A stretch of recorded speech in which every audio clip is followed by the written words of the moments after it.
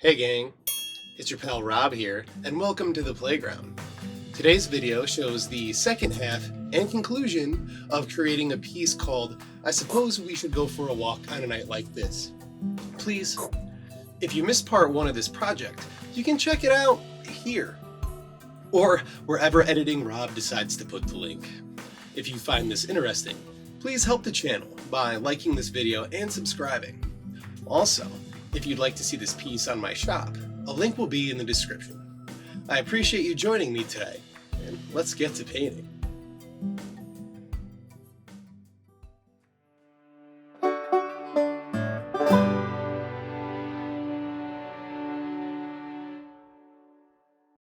Now that I've developed the main star and planet shapes, I'm going to work on adding a ring system to our planet.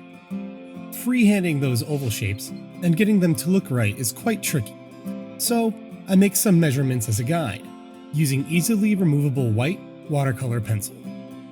The first attempt simply didn't look right to me, so I try again. This ultimately didn't work, and I found a better technique which I will detail later on. For now, we'll jump to after I figured out how to create the ring shape, and I finish masking the first of the rings using that removable latex. I'm being very careful with the accuracy of the mask, because certain parts of the planet and the ring must be blocked properly for them to look the way I want. Now that the mask is dry, I begin to apply color in thin layers. I begin with a couple of green hues as the base. I want some green in this part of the piece to reflect the foreground to some degree, as I plan on adding more green to it eventually.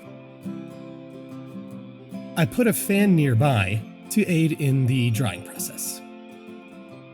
I continue to build layers of color, and I'm thinking that I want the left side of the rings to be brighter to match the highlighted section on our planet pal.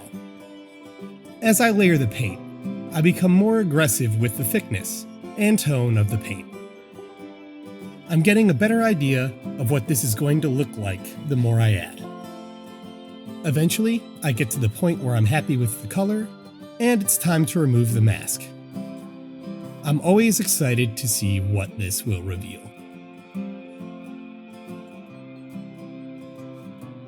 Okay, so we have one ring ready to go, and I'm ready to add a second. This planet is really taking shape, and I'm liking how the green in the foreground works with the green in the first ring.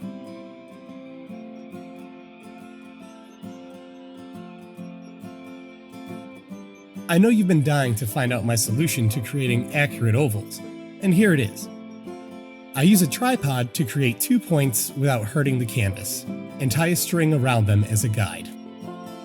I follow the guide with my pencil, then fill in the small missing parts. I then widen the tripod points and lengthen the string, align them with the first oval, and trace round to create the second larger oval for our ring. After that, I simply mask the ring shape. I want this ring to be blue on the left and a deep violet on the right, so I begin laying on the color. I see this ring being less defined than the smaller one, so I mix in some drops of white to loosen what will be hard edges when I remove the mask. I only do a layer or two of paint because I want it to be translucent. I've got a nice start on our buddy's rings, and the color is developing nicely. I would like to soften the edges of the larger ring and bring some more depth into the piece by blending some color around it. This is looking pretty cool. I lay down some water with a foam brush, so the drops of paint will spread a bit more and end up being a bit thinner. You can see this happening pretty easily with a time-lapse. Once you get the hang of it, you can make the paint more well-behaved by using gravity and the stickiness of water. You'll notice I often pat the painting with a towel to soften its intensity. This also gives me a chance to layer more paint. Again, my goal at this point is to soften the edges of the larger ring and add depth behind our planet friend. I let the paint dry and come back for more layering. I'm trying to be cautious to not overlay paint in areas that shouldn't have it in order to maintain the background to foreground areas of the rings. Once I've added more darker purples to the right, and some lighter blues to the left, I add a bit of white to our star area in the background. I then try to balance the added blue in the ring system with more intense, texturized blue and white hues in the lower right foreground area. I continue to let each layer dry, then build on the colors by adding more thin paint. This technique does take some time, but it's worth it in the end.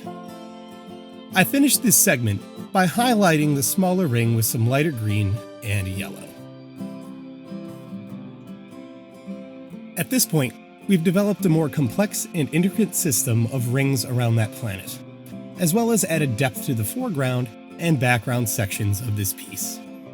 This painting is on the home stretch, so let's see how I finish it. I'm finally ready to add some more distinct shapes in the foreground. It will be a loose, river-esque scene. I create a sort of shoreline with a palette knife, then use some water to loosen it and let gravity move the paint. I then add some tree trunk shapes with thicker, dark hues, then follow by adding some green foliage. I continue to layer onto these tree shapes with more branches and leaves, and I even drop some purple background colors in as well. Once I have the darker colors in, I move to light green and yellow hues to create some highlights and texture. I continue this process with all areas of the foreground. As I become more satisfied with how it looks, I grab a toothbrush and some thicker white paint to spray on droplets of white. I like the look of this, as it adds a shimmering effect to the piece. I finished the work by painting in a tiny satellite around this humble planet. I wonder what fellow life forms it could be observing. Do they know they're not alone in this grand universe of ours? With a signature, this painting is now complete, full of life and color amongst the cosmos.